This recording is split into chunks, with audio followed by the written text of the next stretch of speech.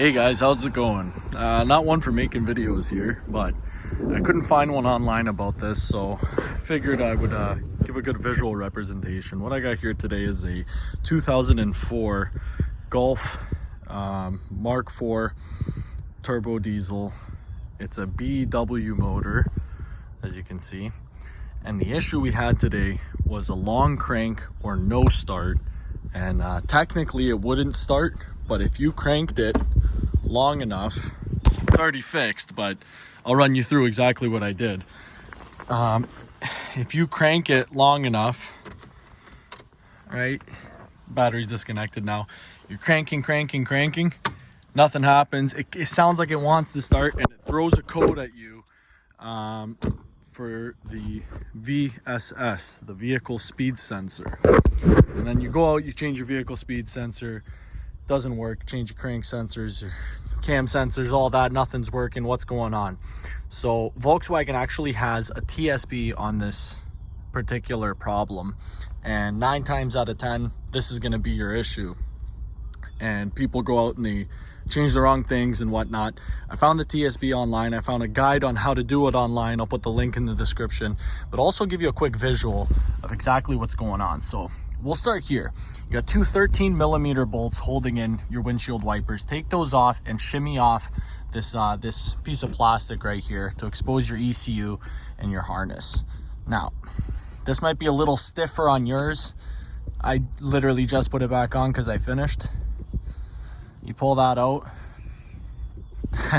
Trying to do that with one hand. There we go. So pull this on out.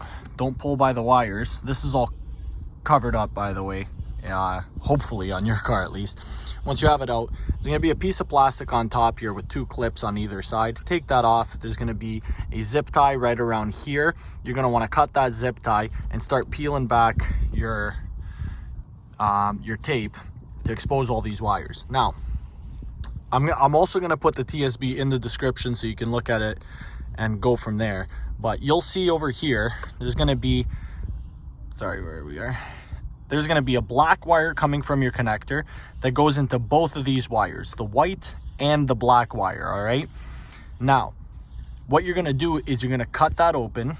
You're going to split that wire up, all right? You're going to take your black wire from the connector, this one right here, and you're going to solder it or connect it, make sure it's a good connection, to the white one.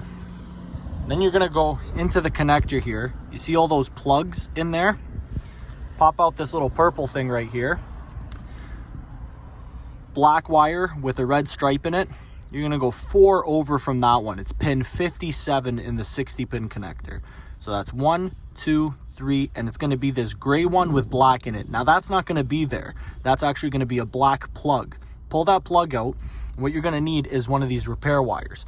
What I did, I went to the scrapyard and I just pulled one of the wires off of another Volkswagen because they're pretty specific. It's like a dealer item only. You can find them on Amazon or eBay or whatever, but it takes a long time to come in. So I just grabbed one off the scrapyard, and you get it in there. Now, once you have that one in there, you're going to run this brand new wire onto the black one up here that was connected with your white and the other black one from the ECU. I had to extend it here a little bit and plug it back in. Once that's all finished, before you tape it up or do anything, you know, plug that back in. I think this took me about 20 minutes altogether, if I'm being honest with you. So you plug that back in, you connect your battery. I'm not even gonna bolt it down because I don't think I need to. Hop into your car.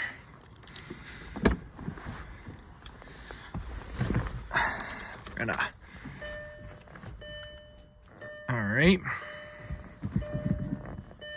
and just give it a little crank, and it starts right up. All right, so once that's all finished, you go over here, you redisconnect the battery. Okay, unplug your left or passenger side ECU plug. You take that out now, wrap everything up, put it all back together, problem solved.